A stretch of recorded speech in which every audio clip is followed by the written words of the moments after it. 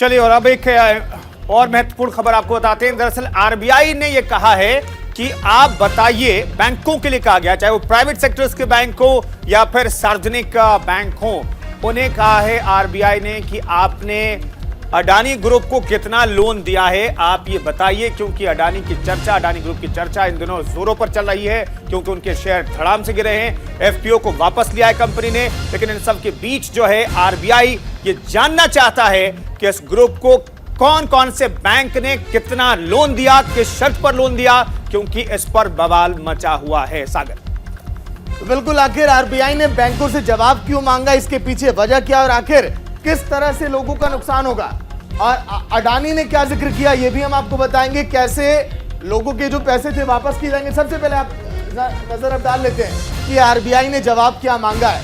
RBI ने बैंकों से पूछा, अडानी ग्रुप को आपने कितना कर्ज आपने दिया है बताइए, आप ये आप छुपा नहीं सकते। इसके बाद और क्या जिक्र किया गया, 13 विपक्षी पार्टियों ने कहा कि हिंडनबर्ग रिपोर्ट पर संसद में चर्चा हो। आज के दिन जमकर इसी बात पर तो हंगामा हुआ। विपक्ष लगातार ये मांग करता रहा, लेकिन अडानी ग्रुप का ये कहना कि हिंडनबर्ग रिपोर्ट भारत पर हमला है। अगर ये रिपोर्ट पर अगर चर्चा हुई तो ये भारत पर हमला है, ये कहना है ग्रुप का। इसके बाद क्या जिक्र किया गया, अडानी ग्रुप ने 20,000 करोड़ रुपए के फुल्ली सब्सक्राइब्ड एफपीओ को रद्द कर दिया था। कल देर रात आपने देखा जब ये खबर सामने आई तो हंगामा मच गया। इसके साथ ही साथ कंपनी ने यह कहा था कि इन्वेस्टर्स का सारा पैसा वापस किया जाएगा, जो पैसे इसमें लगे उनके वो पैसे वापस किए जाएंगे ताकि उन्हें नुकसान ना हो। हालांकि कई लोग अभी संदेह के साए में भी जी रहे हैं। वही देखिए, बुधवार को अडानी एंटरप्राइजेस का शेयर 26.70% गिरकर 2179.75 हो गया था। वही यही वजह थी कि अडानी ग्रुप ने एफपीओ वापस लेने का फैसला लिया है। लेकिन अब दो ग्राफिक्स और मेन हम आपको दिखाएंगे कि आखिर एफपीओ क्या है और कैसे आप इसको समझते हैं।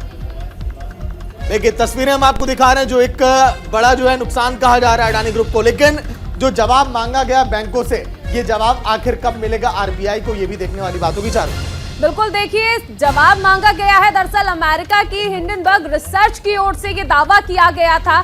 शेयर मार्केट लगातार गिर रहा है और ऐसे में गौतम अडानी ने क्या कुछ कहा वो सुनाते हैं आपको।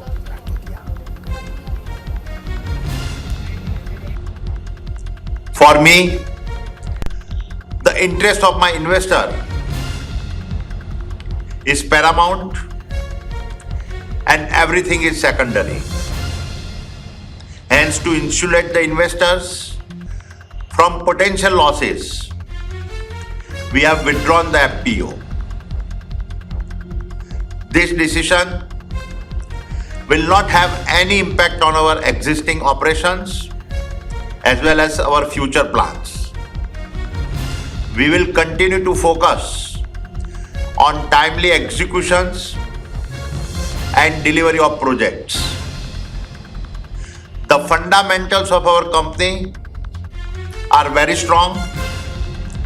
Our balance sheet is healthy and assets robust.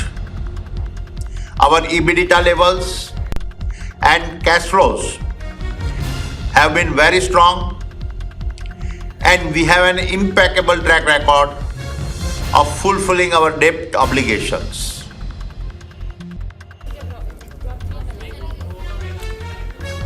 तो गौतम अडानी खुद सामने आए, वीडियो संदेश के जरिए उन्होंने बताने की कोशिश की कि जो फंडामेंटल्स होता है किसी कंपनी का वो स्ट्रांग है। ठीक है, नुकसान हुआ है, एफपीओ में घाटा हुआ है और इसलिए एफपीओ को वापस लिया उन्होंने, लेकिन वो साफ तौर पर कह रहे हैं कि हमारे जो बेसिक्स हैं कंपनी के वो स्ट्रांग है। उन्होंने क्या कुछ कहा ये मैं आपको बताऊंगा, लेकिन एफपीओ जो है, एफपीओ क्या ये मैं आपको बता दें, जिसे वापस लिया है गौतम अडानी ने। एफपीओ यानी फॉलो ऑन पब्लिक ऑफर। ये कंपनी के लिए पैसे जुटाने का एक तरीका होता है।